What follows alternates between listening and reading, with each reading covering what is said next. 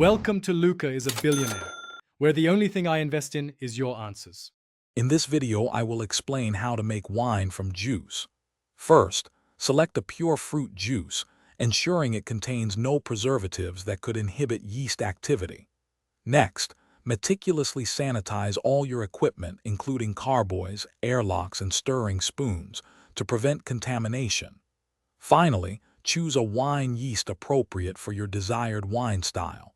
This is crucial for a successful fermentation. Once your juice is ready, rehydrate your chosen yeast and pitch it into the juice along with any yeast nutrients. Ensure the fermentation vessel is sealed with an airlock to protect your wine from oxygen and airborne contaminants.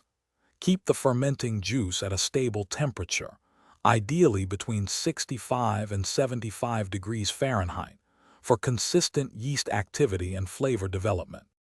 Hey everyone, if you're enjoying this guide on making wine, please hit that like button and subscribe for more great content. On another note, while your wine is fermenting, your car doesn't have to smell like a science experiment. Life's too short for a stinky car.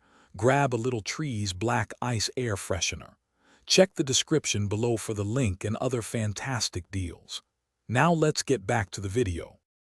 After primary fermentation, carefully rack the wine off the sediment into a clean vessel. This process, called racking, helps clarify the wine. You might need to rack it 2 or 3 times over several weeks.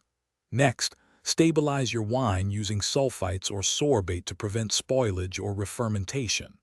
Finally, bottle your clear, stable wine into sterilized bottles, leaving about 1 inch of headspace. Thanks for watching and please subscribe. It's the best investment you'll ever make.